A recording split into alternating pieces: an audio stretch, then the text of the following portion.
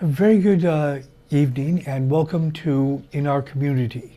I'm here with Bill Lindemann, and he's going to describe things about Parkinson's disease that some people may or may not know. So, good to see you here, Bill. Thank you, Robin. Okay, what is Parkinson's? Well, Parkinson's is a neurological disease which most typically, I think because we've seen Michael J. Fox have it, has a symptom of tremor in the arms and in the legs, one or both, but also has other symptoms which are less well known to the general public, such as freezing of walking, sticking to the ground when walking, lack of sense of smell, quite a variety of other things that are caused by the loss of dopamine in brain cells that use it. Interesting. Loss of smell? Yes. But does it affect your taste, just out of general curiosity? It doesn't affect the tongue taste as far as I can tell, but of course half the taste of food is in the smell. True enough, that So I do know. There's certain things like chocolate that just don't have the oomph without a sense of smell. Right. Okay. What are the symptoms of Parkinson's? Well, I guess I just mentioned a few of them. Yeah. Basically, the condition is diagnosed by a doctor who's familiar with Parkinson's. There's no quantitative diagnosis. That is, they can't do a lab test. They can't hook you up to a machine or do a blood test for it. Okay. Now, how does Parkinson's affect your daily routine? Well, in a number of ways. It affects my walking these days, and so I can get around indoors fairly well, although sometimes I have to, catch myself or lean against the wall for a little extra support. It's mostly in the rhythm of walking that the problem lies. We'll talk a little bit more about that later. But it also affects things as disparate as digestion. It affects the passage of material through the intestines, and so it can cause digestive difficulties as well. Okay. How long have you had Parkinson's? I was diagnosed fairly young. I was diagnosed in my 40s, and it's been about 20 years since my first diagnosis. Mm. And that's a long time for Parkinson's to develop. In fact, my doctor has said that I'm doing fairly well and that I'm still living independently at 20 years after diagnosis. Okay, so now what you described sounds like there's fairly general symptoms. Are those kind of common for everyone that has Parkinson's? Well, different patients, that's a good question. Different patients have different patterns of symptoms. In fact, I just read recently that they've discovered that patients who are tremor dominant in the early stages tend to progress slower and have a better prognosis for surgery called DBS, which I'll describe for you in a minute, brain implant. Whereas patients who are gait dominant, dysfunction dominant, that is having trouble walking, sticking to the ground, hesitating, have less success with the surgery and faster progression of the symptoms. Okay, now is there any actual known cause of Parkinson's? No, it's what use a fancy word because I happen to know it is called idiopathic by doctors. That means no traceable cause. Now that's not to say that we don't know some things about what happens in Parkinson's. It's known that the dopamine using and producing neurons die off, and the symptoms start coming out when I think they say 80% or more of the neurons have already died. So that's quite late in the process. And there is at least one chemical which I've read can cause Parkinson's all on its own by killing the neurons. That's something called MPTP. There's an interesting local angle to that because in the early 80s when I first moved out here, there's an article in the paper saying that Valley Medical Center had gotten some 20-year-olds in with full-blown Parkinson's. They at first didn't know what was the problem. Then they discovered that they'd all taken fentanyl, which at the time was a new synthetic alternative to heroin. And the MPTP, I think, is the chemical. I shouldn't use the name unless I know, but I think that's it. Had destroyed their dopamine using neurons. Oh, that's what a way to set yourself up for the rest of your life. Yes. Okay, now question. Let's continue on. Since there's no thing, is there anything in heredity? Like, if let's say you have children and then you come down with it, is there more of a likelihood of your children, one of your kids coming down with it?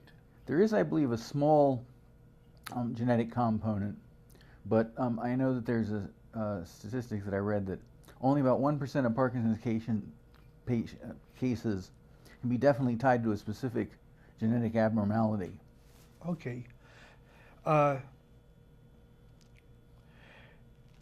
and in fact, while we're on that subject, 23andMe, a local company here in Silicon Valley that does, this is not a plug for them, but just because I participate in a study, they do personal genomics. They measure sense your genome, run your genome, and they partnered up with one of the founders of Google to run basically the genes of people who opted in, and then with questionnaires trying to discern, what their symptoms were and whether they had Parkinson's and so forth, how severe their Parkinson's was.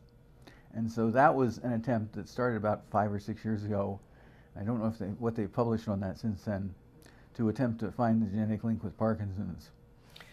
Okay, so it doesn't appear to affect the elderly, but has it affected younger people? Well, I mean, the one with they took some sort of heroin substitute, I can see that causing a problem. But what about normal kids or adolescents or very young adults?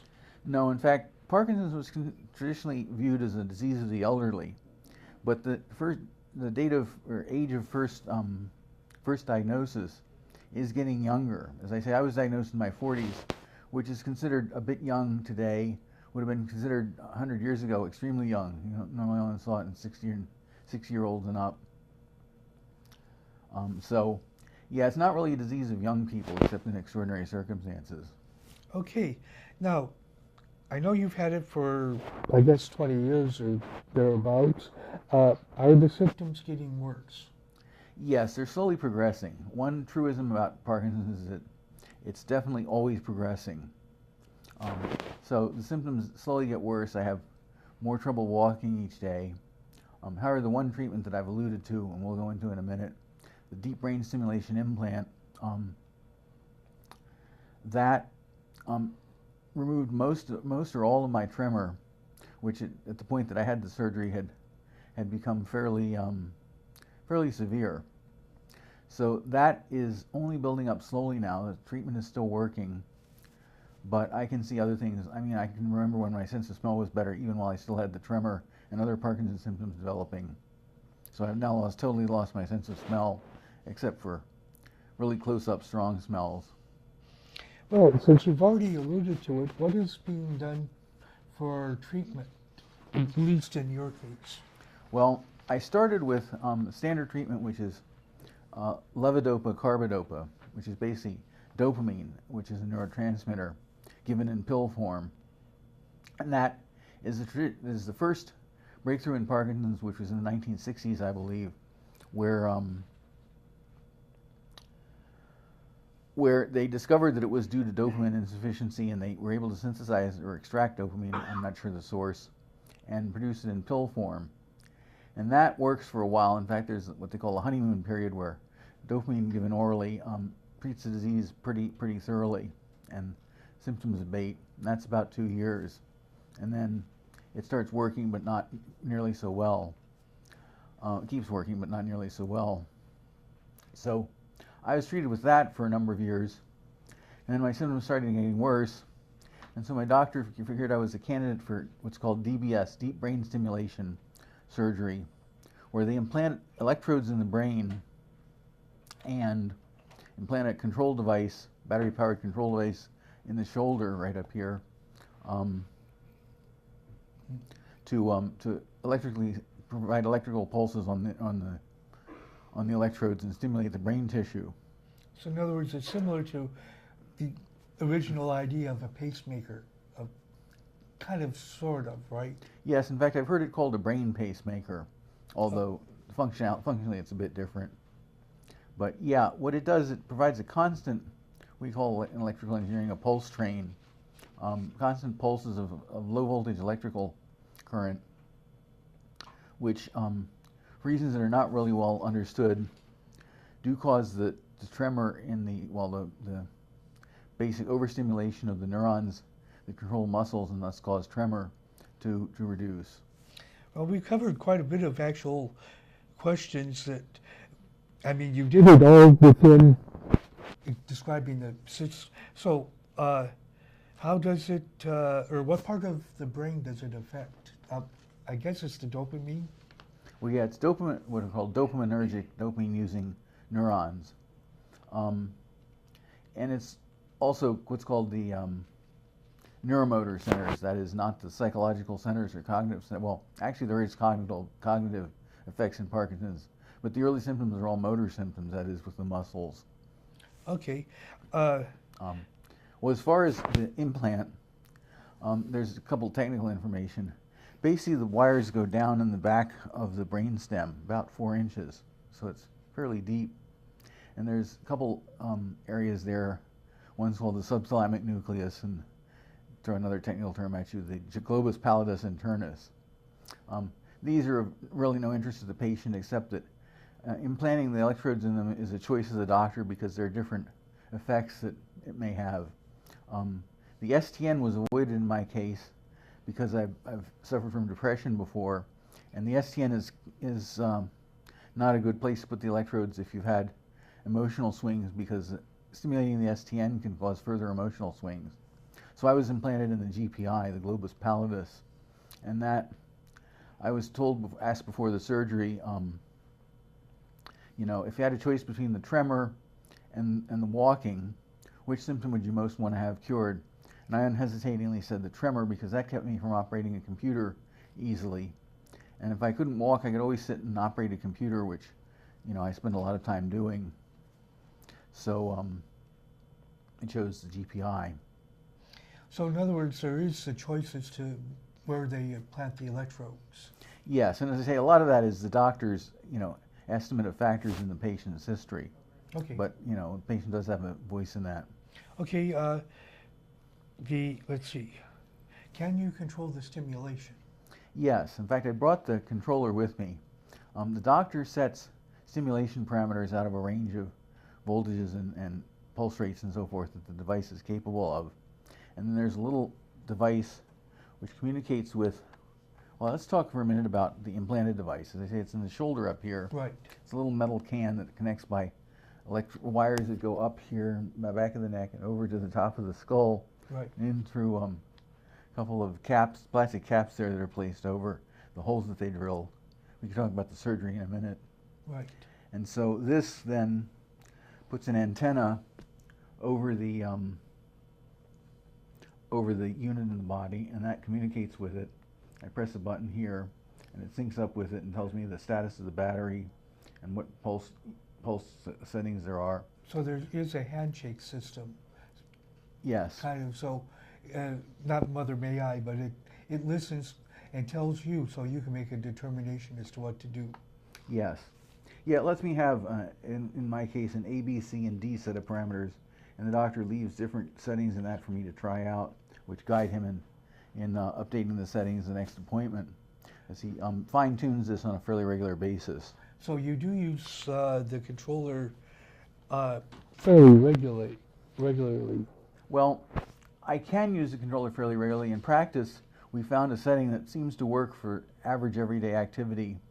And it's better than most of the other settings because some of the other settings allow some tremor to creep in. This setting, the C setting, it turns out, is very successful at keeping the tremor down. Well, it looks like we've answered several different questions I had. Let's dig into the surgery. I mean, what all happens? I mean, it looks like you're something in your spinal cord.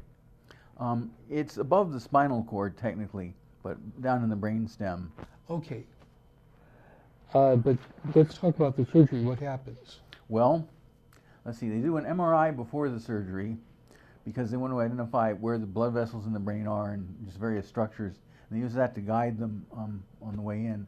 Now, there is a technique that was developed. I had my surgery at UCSF, and at the time they were developing a technique which they announced afterwards to do the surgery in the MRI machine. Now, for whatever medical reason, they evaluated me and decided I wasn't a good candidate for that. So they did what is the traditional surgery, which involves drilling a couple of, I think, 1.5 centimeter holes, that's basically 3/4 of an inch, in the skull, and threading electrodes down. What they do is they start with an antenna electrode, and that's just a thin piece of wire that they thread down, and they're looking to identify the areas that are interacting with the muscles, that control the muscles. And so they have that antenna picks up neurons firing in the brain and presents them to the doctor in the form of audio. Basically, there's a speaker on the wall, and each neuron firing is a click. So as the neurons fire, especially if they fire a lot, so when you hit the muscle regions and they move your muscles, they move the muscles manually, externally, you hear something that's basically like loud radio static, or loud, yeah. And so you do that, and then they have the patient awake for this, because basically they need the brain to be functioning so they can measure its function under somewhat normal conditions. Now they've had me sedated.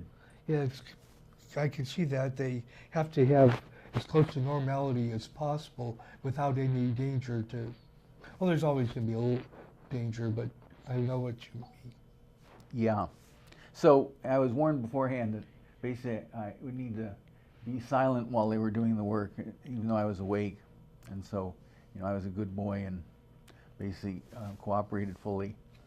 But anyway, yeah, so you are awake, which for some patients they say is, an anxiety factor, and they have trouble tolerating it. But so then they have one doctor move the limbs, move my wrist relative to my arm, move my forearm relative to the elbow, move my legs and feet. And then they listen for the cascades of static pulses, the firings of neurons, and move the electrode a little bit and zero in on the area that they want to implant. And then they back that out and they put in the permanent electrode bundle, which is a thing about, 1/8 of an inch around maybe. They have samples that they showed me at the doctor's office. And it has 4 electrodes on it. I know I'm getting technical here, but 4 electrodes which can be independently controlled independent voltages put on them by the controller, and they position that based on what they found with the antenna electrode, and they screw plastic caps. They have a basic rim that was bolted to the skull with titanium bolts, and then they screw a plastic cap down on that and loop the wire under it for stress relief. So then you have wires going into your brain, but they're clamped at the skull so that they don't pull on the brain. Right. You don't want any mechanical stress on the brain. Yes. So it sounds like it takes a lot to get this thing installed. Yeah, it was an 8-hour surgery, give or take. At least I was told by my friend who was waiting for me. And I was only fully conscious for part of it. They then put me under when they got to, well, actually they did the first hole and then they woke me up and did those electrodes. And then they drilled the second hole, I think, while I was still awake. And that was interesting. That was like having orthodontic surgery only on your top of your skull. Oh Lord, I can understand that being somewhat unnerving. Yeah, although they had me on basic sedatives, so I was, calm as far as that was concerned. In other words, you were aware of what was going on, but it didn't bother you, basically. Basically, yes. And then they finally, once they got the electrodes positioned and did the stuff they needed to have the brain awake for, they put me under with propofol, which is surgical anesthetic that's been in the news with various cases. Now, what was the risks of surgery? Well, the most serious risk is something like a 1.5 or 2% chance of having a stroke, because they are pushing electrodes through brain tissue, and if there's something that's doesn't quite show up on the MRI, blood vessel or tissue that's weak, and so they get bleeding in the brain, it can cause a stroke. There is a small fraction of a chance, I think it's like 0.25% or 0.8% of death from stroke. So I, weighed the chances before surgery and decided it was worth it to get rid of the Parkinson's symptoms, and I came through without any complications. Well, how long does the battery last? And charging procedures and things like that. Well, what I had implanted first was one with a permanent battery, a battery that would last 3 years, and so they surgically replaced the unit in my shoulder after the battery ran down. But for various reasons, that battery didn't lasted less than 18 months. Ooh. So the doctor elected this time to implant a rechargeable unit, and that way he doesn't have to conserve power when he picks the voltages for the settings. He can experiment with higher power levels, and the rechargeable battery is supposed to be rechargeable for however many times. Basically, it lasts for 6 to 9 years, I believe, is the number. But what about, we'll say, since you've got this built into you and you operate on a daily basis, how often do you, or how's the charging and all that set up for? I'm supposed to recharge it every day. In practice, I recharge it every other day because getting set up with the charger is a little bit of a problem, a little bit of a chore rather, not a problem. I basically strap on a harness. It has a belt and an over-the-shoulder strap, and it puts a puck, a kind of 6-inch diameter electrical antenna in a plastic housing over here against the unit in my chest, and then that I sit there and it charges. It's a bit like, if you have an electric toothbrush or an Apple Watch that uses a non-contact charger where you just put something in proximity to the charger. It works like that. I sit there and it has a little control unit that plugs between the wall wart, the standard power supply for electronics, plugs into the wall, and the antenna. The control unit shows me how good a signal it has, because basically it has to be positioned within, maybe ½ an inch, so that it covers the antenna thoroughly, covers the unit thoroughly, and that so that shows me the number of bars of signal I get essentially, and I try to keep that up by repositioning it if it falls off. So there's a little bit of a chore in sitting there with it not moving very much so that it doesn't move out of position. I think it takes a little time to charge. Yeah, if I charge it every day, I think I could get by with 30 to 45 minutes. Every couple of days it takes an hour and a half. So it can't charge too fast, I guess, because it wouldn't want to warm it up too much. Well, now you described all sorts of physical symptoms. I know that there's going to be mental systems or symptoms based upon some emotionals. But I understand you still ride a bicycle. I didn't think you'd be allowed to ride a bicycle, are you on a bicycle?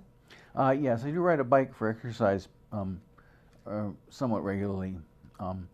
And basically that's an illustration of kind of how specific to certain neuromotor activities the Parkinson's symptoms are. As I have trouble walking at times, and at times I have balance troubles in walking, so I pick my way along carefully, step by step, or when the medication is worn off, say at night at home, I'll be somewhat unsteady on my feet. At the bicycle, which also requires balancing, I'm able to ride pretty much okay with very, very little side effects.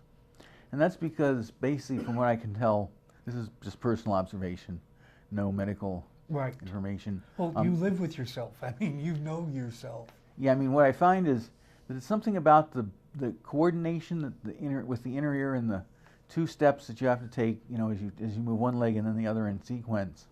Something about the sequencing of that. And I and other Parkinson's patients have noticed that, in fact, there's some research on this, that that rhythmic sound, music for instance, can help the brain synchronize the walking gaits as necessary to walk successfully and to keep balanced. So there's something in the brain, that section of the brain, that coordinates the 2 feet moving together. That's the issue. And on a bike, I'm able to balance without having the standard walking part of the brain working. So what's the outlook for the future of Parkinson's, well, even in your case? Because I know that new technology is coming into existence daily. Yeah. There's continuing research. In fact, I give a quick plug for the Michael J. Fox Foundation. They have something called the Fox Trial Finder, which basically tries to connect up subjects for experiments with the experimenters.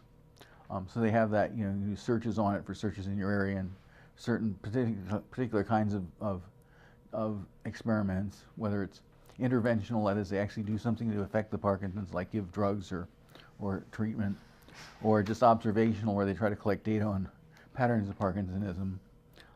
So that I have signed up for, although I haven't found any studies that I want to participate in. So that's going on. There's lots of research. As I like to say, Parkinson's is a popular condition, because there are a lot of patients suffering from it. So that means there's a lot of research going on as to ways to alleviate symptoms and help with everyday life.